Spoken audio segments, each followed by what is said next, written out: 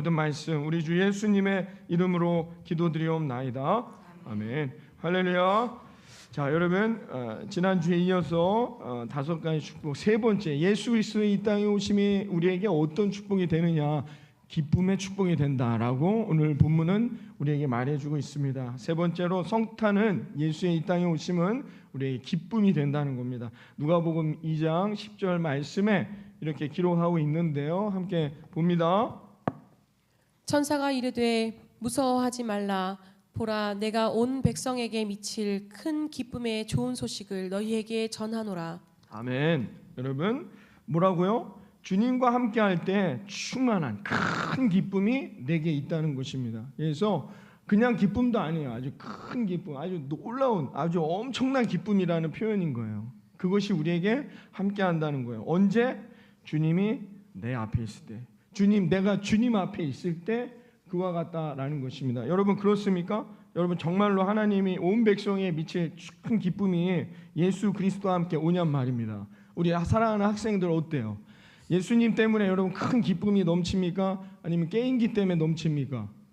아니면 뭐 때문에 넘칩니까? 우리 사랑하는 성도님들은 여러분들이 예수님이 오심으로 큰 기쁨이 넘칩니까? 보너스를 받아서 기쁩니까? 우리가 여러분 예수님 믿는다 하면서, 예수님과 함께한다 하면서 예수님 때문에 어떤 기쁨을 누리며 사냔 말이죠. 예수님이 이 땅에 오신 이유를 성경은 뭐라고 말해요? 우리에게 큰 기쁨을 주기 위해서라고 말씀하고 있는데 정말 그러냔 말이죠. 이게 우리에게 필요하다는 겁니다. 여러분, 이 현대인들에게는 어떻게 해요? 특히 요즘 우리들의 삶에는 늘 절망과 낙심이 있습니다. 우리 학생들도 여기 있지만 우리는 치열한 경쟁에 내몰려서 살아왔어요, 그동안. 그렇죠? 그런 치열한 경쟁이란 건 뭐예요? 승자가 있으면 패자가 있는 거예요. 그래서 나도 모르는 사이에 내가 절망하고 슬퍼하며 아유, 나 같은 놈이 뭘 하겠어 라는 이런 열등감에 사로잡혀 살아가게 만든단 말이에요. 세상은 우리에게 늘 그런 것들을 허락한다는 거죠. 그래서 절망하게 되고 낙심하게 된다는 거예요. 그러니 이런 삶에 기쁨을 찾는다는 건 쉬운 일이 아니죠. 여러분, 예수님 때문에 기뻐하십시오. 여러분, 예수님 때문에 기쁨이 넘치시기를 바랍니다. 여러분, 이걸 고백해야 돼요. 아멘. 그렇게 되길 바랍니다. 믿는 자에게 그 기쁨은 얻게 되는 거예요. 여러분, 시편에도 이런 말씀이 있습니다. 시편 봅니다. 시편에도 이렇게 기쁨에 대해서 설명해 주고 있어요. 주께서 생명의 길을 내게 보이시리니 주의 앞에는 충만한 기쁨이 있고 주의 오른쪽에는 영원한 즐거움이 있나이다. 아멘. 여러분, 똑같은 말씀인 거죠. 여러분, 큰 기쁨이, 주님이 함께할 때 큰 기쁨, 뭐라고 말해요? 충만한 기쁨이라고 표현하고 있어요. 시편에서는 이렇게 말하고 있습니다. 언제요? 주님과 함께할 때. 여러분, 주님이 우리 오늘도 저와 여러분 임마누엘, 마라나타 오늘 다 찬양했는데 한마디로 무슨 뜻이에요? 주님이 나와 함께하심입니다. 믿으십니까? 이거예요. 그냥 찬양, 아우 좋은 찬양 들었어, 아우 정말 은혜로워, 이게 아니란 말입니다. 임마누엘을 내가 오늘의 삶에도, 우리 이 한 주간의 삶에도 어떤 일이 어떻게 벌어질지 몰라요. 24년 한 해 더 어둡고 예측 불허한 경제 사회라고 얘기합니다. 그렇죠? 어디로 가야 할지 모릅니다. 벌써 해고가 일어나기 시작하고 있습니다. IMF에서는 97년 이후에 두 번째 경고하고 있어요. 이러다 대한민국 망한다고. 이런 불안의 시대를 살아가고 있다. 염려와 절망의 시대를 살아가고 있단 말입니다. 이런 시대 가운데 어떻게 해야 됩니까? 열심히 공부해서 직장에 취직했는데 직장에서도 더 낙심해요. 아, 왜 이런 것일까? 이 세상의 벽 앞에 부딪혀서 또 낙심한단 말입니다. 또 우리 어느 정도 나이가 있으신 분들은 열심히 살아왔는데 뜻하지 않는 질병이라든지 이런 것 때문에 낙심한단 말이에요. 염려한단 말입니다. 늘 근심해요. 세상은 살면 살수록 더 염려와 근심 가운데 살아가요. 왜 이렇게 삽니까? 예수를 오늘도 내 구주로 삼아 여러분, 예수님과 함께 기쁨으로 승리할 수 있는 인생들이 되시기를 바랍니다. 예수님이 우리에게 구원의 축복을 주셨다면서요. 생명의 길을 내게 보인다라고 말했잖아요. 구원의 축복을 내가 경험했다면 예수님 때문에 충만한 기쁨이 우리 안에 함께한다는 겁니다. 우리 예수 그리스도 우리 성탄절 때가 되기만 하면 우리 동방박사 얘기 많이 나오는데, 동방박사가 뭐 하는 사람들이에요? 그냥 별 관측하는 사람들이야. 별을 막 연구하던 사람들인데 어느 날 이 사람들이 신기한 별을 발견하고, 아, 저 별이 메시아, 메시아가 오신다는 그런 메시지의 별이구나. 그 별을 따라갑니다. 그 별을 막 따라서 여행을 시작해서 예루살렘으로 막 오기 시작해요. 베들레헴에 막 오기 시작할 때에 그 별을 보고 마태복음 2장 10절에 보면은 아직 아기 예수님을 만나지도 않았어요. 그 별을 보면서 오면서 이들이 저희가 별을 보고 가장 크게 기뻐하였더라 이렇게 말합니다. 그 별만 보고 아직 예수님을 만난 것도 아닌데도 이 사람들은 어떻게 해요? 동방박사들은 별만 보고도 기뻐했다는 거예요. 예수님이 어떤 분인지 누구인지 만나지도 않았는데도 예수님이라는 분, 그 메시아 때문에 생각만 해도 그 별만 봐도 기뻤다는 말입니다. 여러분, 이런 삶이 우리에게 다가와야 한다는 것입니다. 요즘에는 많은 사람들이 교회를 나오지만 예배는 드리지만 신앙생활을 하지만 이런 기쁨이 없어요. 기쁨은 상실하고 기쁨은 빼앗긴 채 살아가는 경우가 많습니다. 교회 예배 끝나고 나아갈 때 아이고 힘들어 내 팔자야 낙심하고 염려하고 근심하고 불평하고 불만하면서 살아가는 사람들이 많아지고 있다는 것입니다. 왜 그러냐? 예수님이 내 안에 없기 때문입니다. 예수님이 내 앞에 있을 때 충만하다 말하는데 그 주님이 내 안에 있음을 확인하지 못하고 살아가기 때문이라는 것이죠. 그래서 기쁨을 상실하고 살아가는 것입니다. 사랑하는 성도 여러분, 오늘도 예수님 내 안에 함께 하심으로 여러분 그 기쁨을 충만히 누리며 승리하시기를 바랍니다. 그게 우리의 삶에 중요하다는 겁니다. 점점 제가 이게 깜빡깜빡하는 우리 박명수 권사님도 오셨는데 내가 그걸 축하한다고 하려고 했는데 까먹었어요. 아까 분명히 누군가가 한 분이 더 있는데 이게 잘 안 들어옵니다. 죄송합니다. 권사님 잘 오셨어요. 얼마나 힘드셨겠습니까? 여러분 그냥 기쁜 거예요. 그냥 여러분들을 뵈면 기쁘고 여러분 또 한 주간도 여러분 삶의 자리는 이게 힘들고 염려되지만 예수님 때문에 기쁨이 넘치는 저와 여러분 되기를 바라겠습니다. 성경에 보면요 어떤 상황에서도 기뻐하래요. 어떤 상황에도 한번 볼까요? 요한복음 15장서부터 이어지는 말씀들인데요 어떤 상황에도 기쁨을 잃지 말라고 성경이 말해줘요. 봅니다. 내가 이것을 너희에게 이름은 내 기쁨이 너희 안에 있어 너희의 기쁨을 충만하게 하려 함이라. 백성들은 자원하여 드렸으므로 기뻐하였으니 곧 그들이 성심으로 여호와께 자원하여 드렸으므로 다윗 왕도 심히 기뻐하니라. 그러나 귀신들이 너희에게 항복하는 것으로 기뻐하지 말고 너희의 이름이 하늘에 기록된 것으로 기뻐하라 하시니라. 오히려 너희가 그리스도의 고난에 참여하는 것으로 즐거워하라. 이는 그의 영광을 나타내실 때에 너희로 즐거워하고 기뻐하게 하려 함이라. 아멘. 여러분 오늘 말씀들에 보시면 어떻게 해요? 내가 예수가 내 안에 함께하는 예수님의 자녀, 주님을 따르는 하나님의 자녀들로 살아가는 것 때문에 기뻐하는데 언제도 기뻐하래요? 하나님 앞에 물질을 드릴 때도 염려하지 말고 아이고 난 어떻게 살아가야 될까? 우리가 다 어떻게 살까? 뭘 먹고 살까? 어떻게 이 물질의 염려로 근심하는데 하나님 앞에 헌금할 때도 기뻐하래요. 물질을 드릴 때도 기쁨으로 드리라고 역대상에서 말하고 있습니다. 그리고 어떻게 해요? 이 땅에서 살아가는 거 그게 뭐 재밌는 거 조금 경험한다고 그것 때문에 즐거워하지 말고 너의 이름이 영원한 천국 그 천국의 생명책에 기록되어 있는 것 때문에 기뻐하며 살아가라는 것입니다. 여러분 그렇게 말하고 있습니다. 심지어는 베드로전서에 뭐래요?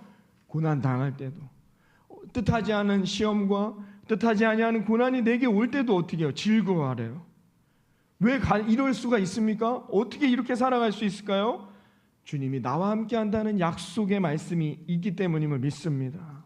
그러므로 언제나 내가 잘 되던 안 되던 여러분들이 건강하던 건강하지 않던 언제나 기뻐하라는 것입니다. 주님 내 안에 함께 하심으로 여러분 이 기쁨 예수 그리스도의 이 땅에 오시면 이 기쁨의 축복을 놓치지 마시고 이 기쁨을 잘 붙들어 다가오는 24년 한 해에도 우리 사랑하는 성도님들의 삶과 가정과 일터 가운데 그 학교 가운데 여러분 승리하는 역사들이 있기를 바라겠습니다. 공부할 때 잘 안 돼요? 아우 나는 안 되나 봐. 나는 머리가 나쁜가 봐. 아니요. 예수님 앞에 기도하세요. 예수님을 붙들고 예수님 내게 이 문제를 풀 수 있는 힘과 능력과 지혜 주세요. 솔로몬에게 주었던 지혜에 10,000배를 주세요. 뭐 기도해 보세요. 갑자기 생각납니다. 갑자기 내가 풀 수 있었던 문제인데 생각나지 않았던 그 부분이 생각나게 되고 여러분 그런 경험 있잖아요. 우리 학생들 눈이 반짝거리는 학생들 시험에 대해서 얘기하니까 기도하는 거예요. 하나님을 붙드는 거예요. 여러분, 우리 성도님들도 마찬가지입니다. 어떤 순간에도 여러분 이걸 놓치면 안 됩니다. 그러면 어떤 문제도 다 이겨낼 수 있어요. 영국의 시인인 윌리엄 셰익스피어가 이런 말을 했습니다. 마음이 즐거우면 하루 종일 걸을 수 있는데 마음이 슬프면 1마일도 못 가서 주저앉는다 라고 했어요. 마음 먹기에 달려있다는 거예요. 우리의 마음에 기쁨이 함께한다면 건강하고 여러분 우리의 삶에 놀라운 열매를 얻게 되는 것이죠. 뉴욕의 콜롬비아에 있는 병원에서는 그래서 코미디 치료단도 만들었대요. 이 병원이 연구를 해봤더니 웃는 자, 많이 웃고 살아가는 사람들이 더 많이 건강하다라는 것이죠. 늘 염려하고 근심하고 난 왜 이거밖에 안 될까 하는 사람들은 나이가 들다 보면 반드시 암에 걸린다는 거예요. 그래서 안 되겠구나. 웃으면 살아갈 수 있는 그런 준비 모임을 해야 되겠다 해서 만든 게 코미디 치료단이라고 합니다. 네덜란드의 브람이라는 박사는 어떻게 하면 사람들이 왜 이렇게 우울해할까, 우울증에 빠지거나 슬퍼하거나 하는 사람들을 치료하는 방법을 연구하다가 그 연구와 결과가 뭐냐, 교회 생활이 우울증을 치료하는데 없애는데 가장 큰 효과가 있다는 결과를 얻게 됐다는 것입니다. 그래서 여러분 그렇지 않습니까? 우리가 교회에 와갖고 슬퍼하고 돌아가세요 라고 말하는 사람 없잖아요. 근심하면서 인생 한 주간 사십시오 라고 말하는 사람 없습니다. 교회에 오면 그렇죠? 다 기뻐하는 거예요. 함께 교제하고 나누게 된다는 것이죠. 그래서 교회에 오면 어떻게 해요? 찬송을 통해서도 오늘도 이 마라나타 찬양해 주셨지만 이런 찬양을 들으면서도 위로를 받는 거예요. 때로는 말씀을 들으면서도 그래 내가 이 말씀대로 살아가면 하나님이 내게 복을 주시겠지, 이런 위로와 격려가 있단 말이에요. 여러분이 기도하다 보면 어떻게 해요? 내 안에 있는 염려와 근심, 아무에게도 말하지 못하던 것 하나님 앞에 부르짖어 토해낼 때 거기서 위로와 격려를 얻는 경우도 있다는 것입니다. 그래서 이 브람이라는 박사는 교회가 오늘날 현대인들의 우울증을 없애는 가장 큰 도움을 주는 공동체다라는 결론을 얻게 됐다는 것입니다. 사랑하는 성도 여러분, 이번 주간 앞으로의 저와 여러분의 인생에 아기 예수의 이 땅에 오심이 그냥 또 연례 행사로 끝나는 그런 게 아니라 오늘 정말 예수님 내 안에 오신 그 놀라운 은혜요, 놀라운 기쁨의 축복이 되셔서 여러분 이 남은 인생의 가운데 이 기쁨이 충만한 저와 여러분이 되어지시기를 이 아침 주님의 이름으로 축복합니다. 네 번째는 어떤 축복이 있느냐? 평화의 축복이라고 오늘 본문이 말해주고 있습니다. 14절에 보면 오늘 누가복음 2장 14절에 이렇게 말해주고 있는데요. 봅니다. 지극히 높은 곳에서는 하나님께 영광이요 땅에서는 하나님이 기뻐하신 사람들 중에 평화로다 하니라. 아멘. 예수님은 이 땅에 우리에게 평강의 왕으로 오셨다, 평화의 왕으로 오셨다라고 말하고 있습니다. 그러므로 누구든지 예수 그리스도를 믿는 사람은 무슨 복을 얻느냐? 평화의 복을 얻는 거예요. 평강의 복을 얻게 된다는 겁니다. 그게 예수님이 이 땅에 오신 목적이다라고 말합니다. 여러분 예수님과 함께 동행함으로 오늘도 마음의 평화를 얻고 기쁨으로 승리하는 인생들이 되시기를 바랍니다. 예수님이 직접 본인이 이렇게 말해요. 요한복음 14장 27절에 이렇게 말씀했어요. 봅니다. 요한복음 14장 27절. 평안을 너희에게 끼치노니 곧 나의 평안을 너희에게 주노라. 내가 너희에게 주는 것은 세상이 주는 것과 같지 아니하니라. 너희는 마음에 근심하지도 말고 두려워하지도 말라.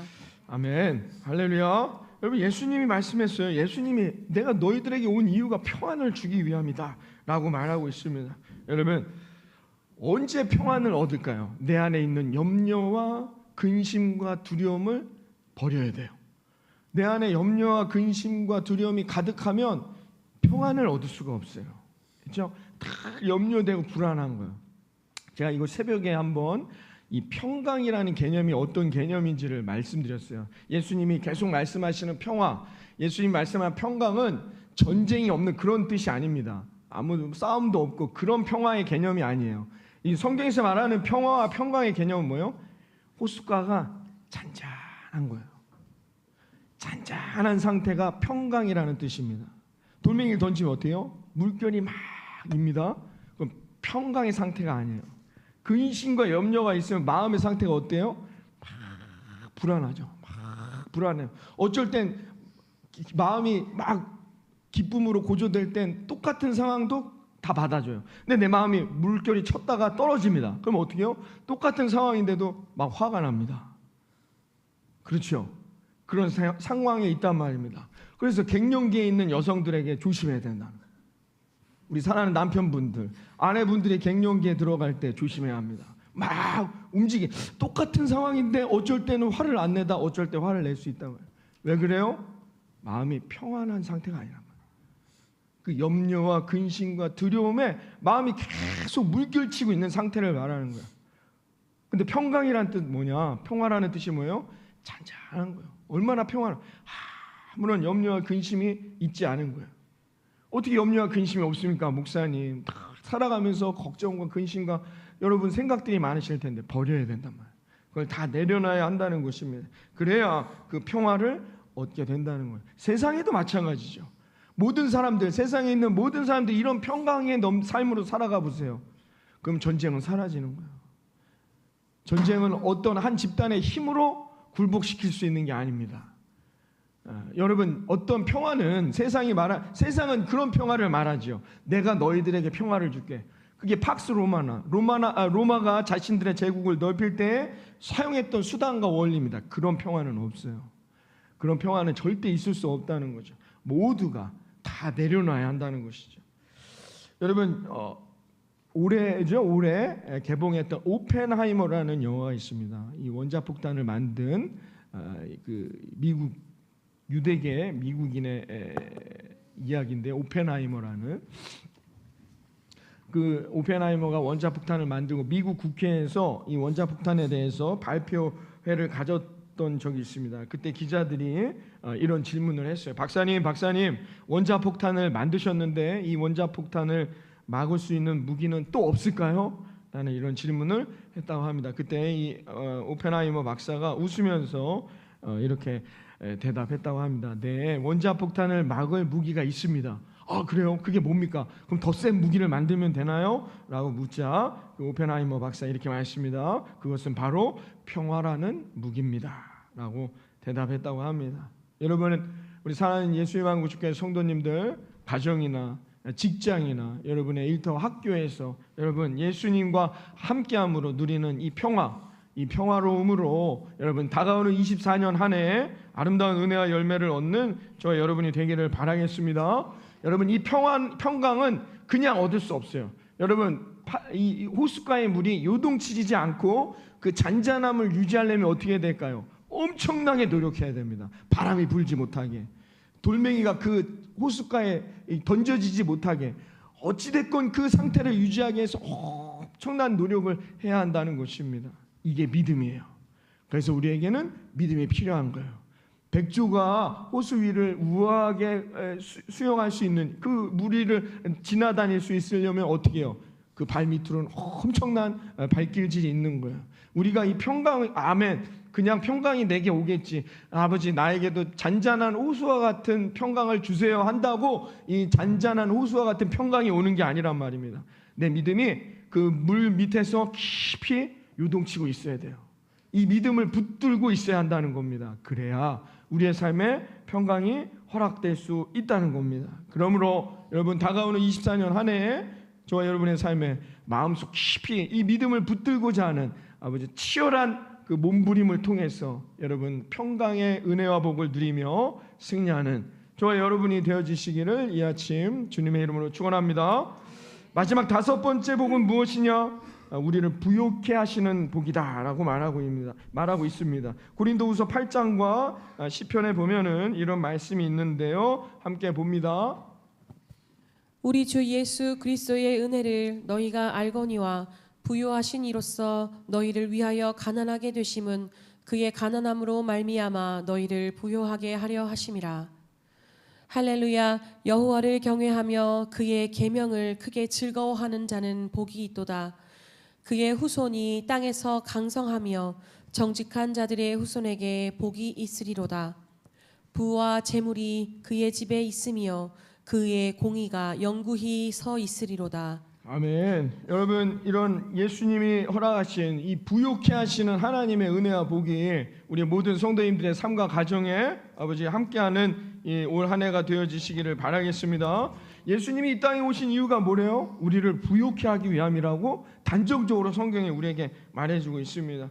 여러분 그렇겠죠. 여러분 육신의 부모도 내 자식이 잘 되길 바랍니다. 부유하게 살아가길 원하지 힘들고 어려운 인생 살길 원하는 부모가 세상에 어디 있습니까? 하물며 우리를 만드신 하나님 아버지는 우리가 어떻게 살아가길 원하실까요?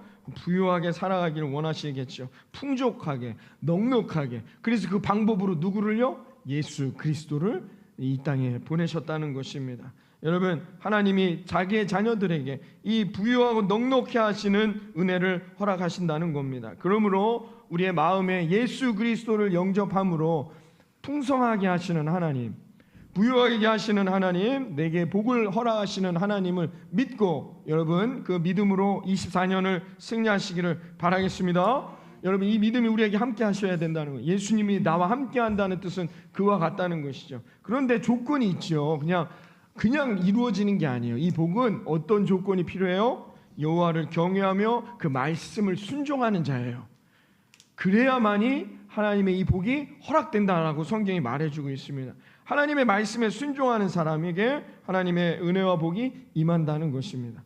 우리는 제가 이 새벽에도 말씀드렸지만 그냥 나무의 열매가 내 입에 떨어지기를 바래요. 그래서 나무 밑에 누워 있어요.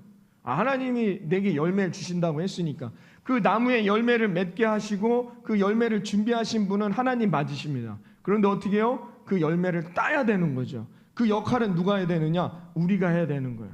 여러분 에덴 동산에서 아담과 하와가 하나님과 함께 복을 누리며 하나님과 동행하는 놀라운 축복의 삶을 살아요. 그게 천국이죠. 그런데 하나님이 거기서 아담에게 뭘 주시죠? 일을 주세요. 생육하고 번성해라. 땅에 충만해라. 여러분 하나님이 그냥 아담에게 번성하는 열매를 막 허락해서 자녀들을 막 주신 게 아니란 말이에요. 아담에게 뭐라고 말씀하셨느냐? 일을 주세요. 생육하고 번성해라. 그래서 땅에 충만해라. 그건 내가 할 몫이라는 거예요. 천국에서 잘 들으셔야 됩니다. 아담과 하와가 천국에서 이 미션, 이 사명을 이미 받았단 말이에요. 그래서 하나님은 우리에게 일하라고 말씀하세요. 그 일이 우리에게 있단 말이에요. 왜요? 그래야 예비된 열매를 주시기 때문이죠. 부요케 하시는 하나님의 은혜와 복을 받아 누리는 저와 여러분 되기를 바랍니다. 성경은 늘 이런 약속의 말씀이 있으니까 그래 하나님이 내 자손에게도 땅을 번성하게 해주신대. 그 약속만 바라봐요. 풍성하게 열매 맺은 나무만 바라보고 나는 그 밑에서 아무것도 하지 않아요. 그런 복은 없다는 거예요. 그런 복은 없다는 거예요. 그럼 어떻게 해야 되느냐? 여러분 그 말씀을 붙들고 여호와를 경외하며 하나님 말씀 앞에 순종하고 기도하고 여러분 말씀 듣고 여러분 하나님 앞에 예배하며 나아가야 한다는 거예요. 24년 한 해에도 이 엄청난 하나님의 복이 예배와 말씀과 기도의 삶으로 열매 맺는 저와 여러분 되기를 바랍니다. 목사님 바빠가지고요. 제가 이 세상 일이 바쁘고 뭐가 바쁘고 그게 여러분에게 아름다운 영원한 열매를 허락하냔 말이에요. 그렇지 않다는 거예요. 바쁘고 힘들고 어려울 때 일수록 더욱 하나님을 청종하고 말씀을 붙들어야 한다는 거예요. 그 사람에겐 이 예비된 은혜와 복이 임하는 것이죠. 하나님은 참으로 우리에게 복을 주시기를 위해 이 땅에 오셨어요. 우리는 그것을 이야기해요. 성경이 아예 얘기해주고 있습니다. 이 복을 받아 부자 되는 24년 한 해 되시기를 바라겠습니다. 여러분 이런 이야기가 있는데요.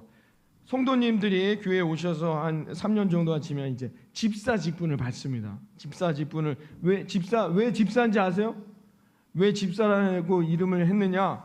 하나님이 주시는 은혜와 축복을 받아 집사라고. 그래서 집사라고 합니다. 그래서 왜 직분의 이름이 장로님들은 장로님이신 줄 아세요? 왜 장로냐? 장사 열심히 해서 부자 되라고 장로라고 합니다. 그리고 권사님들은 왜 권사님인지 아세요? 성도님들이나 집사님들을 막 따라다니면서 집사님 부자 되세요, 집사님 복 받으세요, 집사님 집 사세요, 막 이렇게 권하는 사람이라고 권사라고 합니다. 여러분 우리 기독교는 축복의 종교입니다.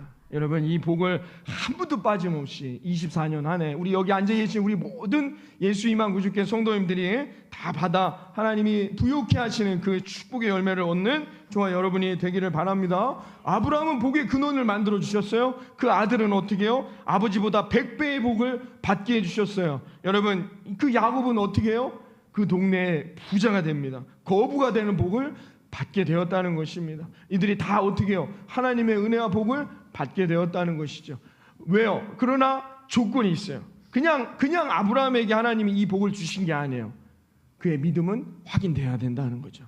자기의 자식까지도 바칠 수 있는 믿음의 시험은 반드시 우리에게 있다는 것입니다. 그러므로 하나님의 말씀을 청종하고 하나님의 말씀 앞에 순종하며 여러분 하나님의 그 조건을 만족하여 하나님이 예비하신 은혜를 받는 저와 여러분 되어지기를 바랍니다. 말라기 3장에 보면 이런 말씀이 있습니다. 말라기서 3장 8절 말씀인데요. 함께 봅니다. 사람이 어찌 하나님의 것을 도둑질하겠느냐? 그러나 너희는 나의 것을 도둑질하고도 말하기를 우리가 어떻게 주의 것을 도둑질하였나이까 하는도다. 이는 곧 11조와 봉헌물이라. 아멘. 여러분 11조에 대한 이야기가 나와 있는데요. 여러분 축복을 받는 비결 중에 말라기서는 이런 조건을 내세웠어요. 온전한 11조를 하나님 앞에 드려라. 하나님의 창고에 온전한 11조를 쌓아가라는 것입니다. 왜냐? 그래야 하나님이 너희들의 삶의 창고에 더 큰 것을 부어주신다는 것입니다. 11조는 뭐냐? 축복을 얻는 씨앗입니다. 여러분들이 하나님 앞에 그 씨앗을 심을 때에 하나님이 예비하신 그 열매를 얻게 된다는 것이죠. 11조는 무엇이냐? 내가 하나님 앞에 최선을 다해 살아가는 하나님이 주어진 일에 맡겨진 사명을 감당하는 나의 일이라는 것입니다. 여러분들이 이 11조 여러분 그것이 하나님이 원하시는 축복의 열매가 된다는 것입니다. 그러니까 하나님은 성경에 그냥 막연히 복을 주신다고 말하지 않아요. 반드시 조건이 있으십니다. 하나님이 받으실 조건을 충족해야만 여러분의 삶에 하나님이 그 복을 더하여 주신다는 겁니다. 여러분 말씀을 의지하고 여러분 믿음을 고백하며 하나님 앞에 날마다 11조를 드리며 순종하며 기도하고 여러분 나아가게 될 때 반드시 24년 한 해 저와 여러분의 삶에 아름다운 열매가 맺어지게 될 거라 믿습니다. 여러분 미국의 한 빈민촌에 아버지를 일찍 여의고 어머니와 단둘이 살아가는 한 어린 아이 조지 이스트만이라는 사람이 있었습니다.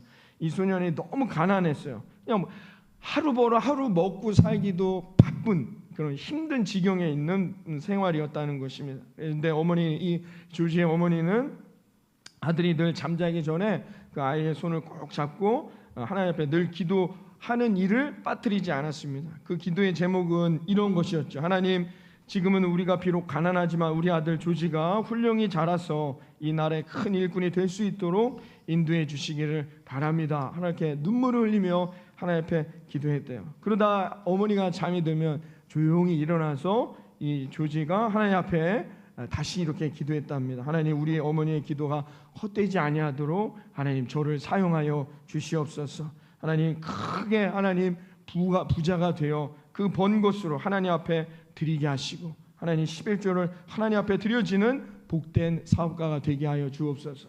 어릴 때부터 이렇게 기도했다라는 것입니다. 그러다가 이 조지가 어느 정도 커서 사진관에 취직을 하게 되고요. 그곳에서 열심히 기술을 배우고 자기가 독립하여 조그마한 가게를 열게 되고 그가 휴대용 카메라, 필름을 만들어 팔기까지 했다는 것입니다. 그러다가 여기저기에서 주문이 들어와 엄청난 기업으로 성장하게 되었죠.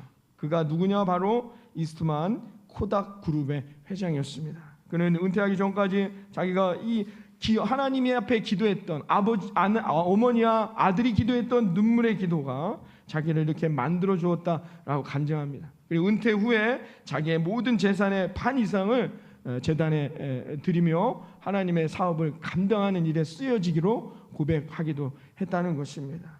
사랑하는 여러분, 기도하는 사람, 하나님 앞에 찬송하는 사람, 말씀 앞에 순종하는 사람, 하나님을 믿고 그 믿음을 의지하며 나아가는 인생에게는 하나님께서 어떻게 해요? 반드시 부욕해 하는 놀라운 축복의 열매를 허락하실 거라 믿습니다. 여러분, 사랑하는 우리 예수님만 구주교회 성도님들의 삶에 모쪼록 이 성탄절의 이 큰 기쁨의 소식들, 이 아름다운 좋은 소식들, 여러분 이 소식을 마음에 새기고 남은 우리의 인생 가운데 그 예수님의 은혜를 누리며 살아가는 저와 여러분 되어지기를 바라겠습니다. 그냥 연례 행사로 그냥 왔다 가는, 내년에 또 있으니까 이런 절기가 아니라 정말로 이 성탄, 하나님이 이렇게 예비하신 이 아름다운 5가지의 복을 받아 여러분 누리며 승리하는